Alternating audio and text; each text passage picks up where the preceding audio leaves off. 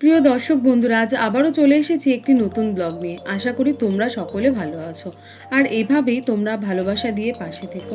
আজ তোমাদেরকে দেখাবো কুমড়ো শাকের সাথে ডালের বড়া ও চিংড়ির অসাধারণ মিলনের একটি রেসিপি। শুরু করার আগে বলি, তোমরা ভিডিওটা শেষ পর্যন্ত দেখো। ভালো লাগলে কমেন্ট ও শেয়ার করতে ভুলো না। নতুনরা আমাকে ফলো ও সাবস্ক্রাইব করে পাশে থেকো। এবার শুরু করা যাক আজকের রেসিপি ব্লগ। বাড়ির ছাদে প্রতি বছরই কুমড়ো গাছের সাথে বেশ কিছু শাকসবজি বাগান তৈরি করে মা ও বাবা। এবছরও ঝাঁকে ঝাঁকে কুমড়ো শাক হয়েছিল। মা বলল ডালের বড়া আর চিংড়ির সাথে কুমড়ো শাকের তরকারি দিয়ে দুপুরবেলা জমিয়ে খাওয়া যাবে। মায়ের সাথে ছাদে চলে এলাম কুমড়ো শাক কাটতে। কেটে নিয়ে নিচে এসে চট জলদি শুরু করে দিলাম বাকি উপকরণ রেডি করতে। কি কি উপকরণ লাগছে রান্নাটি করতে চলো দেখিনি। সর্ষে ও লঙ্কার পেস্ট, পরিমাণ মতো আলু, কুমড়ো ও বেগুন ছোট ছোট করে কেটে নিয়েছিলাম। 30 মিনিট আগে ভিজিয়ে রেখেছিলাম মটর ডাল, সেটিকে পেস্ট করে নিয়েছি। সাথে চিংড়ি মাছগুলো ধুয়ে ভালো করে পরিষ্কার করে নিয়েছিলাম। মাকে দেখলাম প্রথমে ডালের পেস্ট, পরিমাণ মতো চিনি ও লবণ হলুদ দিয়ে ভালোভাবে ঘেটে নিয়ে কড়াইতে ছোট ছোট বড়া ভেজে নিল।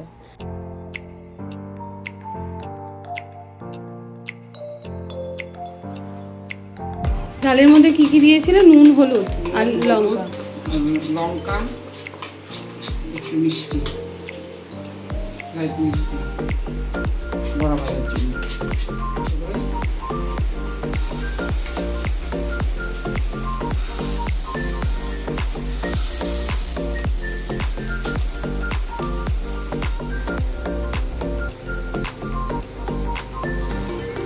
বড়াগুলো ভাজা হয়ে যাওয়ার পর চিংড়ি মাছগুলো লালচে ভাবে ভেজে নিয়ে একটা পাত্রে আলাদা করে তুলে রাখলো।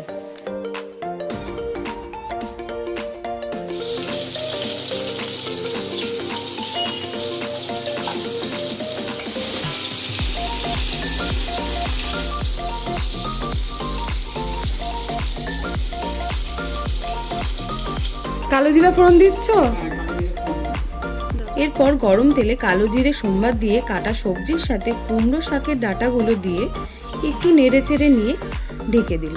15 মিনিট পর ঢাকনা তুলে স্বাদ মতো লবণ ও হলুদ দিয়ে বাদ বাকি কুমড়ো শাকের পাতাগুলো দিয়ে 15 মিনিটের জন্য ঢেকে দিল।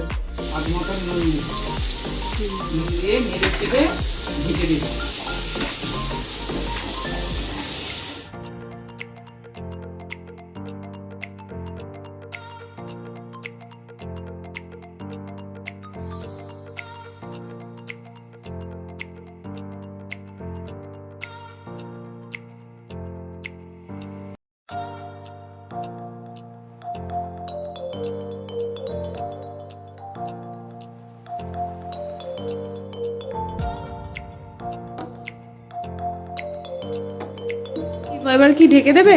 হ্যাঁ, এখন একটু ঢেকে দিব। পাতাটা মজে গেছে অনেকটা।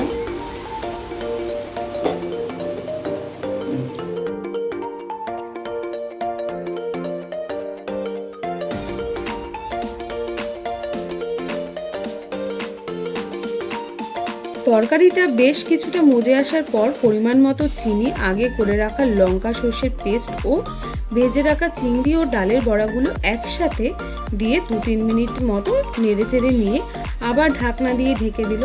চিংড়ি মাছটা দিয়ে দিবে, তাই তো? চিংড়ি মাছ আর বড়াটা দিয়ে দিব। দিয়ে দাও।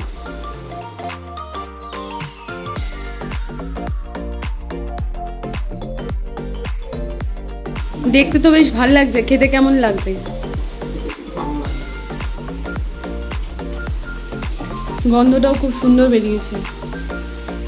ব্যাস, আর লাগলো 2-3 মিনিট। রেডি হয়ে গেল ডালের বড়া ও চিংড়ি দিয়ে কুমড়ো শাকের তরকারি। তোমরা চাইলে চিংড়ি বাদ দিয়ে ডালের বড়া দিয়ে তরকারিটি বানাতে পারো। নিরামিষ দিনে দুপুরের পাতে খুব সুন্দর একটি খাবার।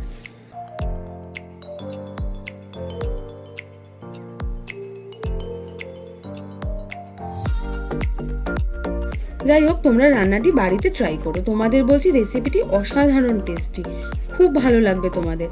আমাকে অবশ্যই কমেন্ট করে জানাবে, জানিও কিন্তু, তাহলে আমাদেরও ভালো লাগবে। আজ এইটুকুই, আবারও দেখা হবে পরের একটি ব্লগে। টাটা।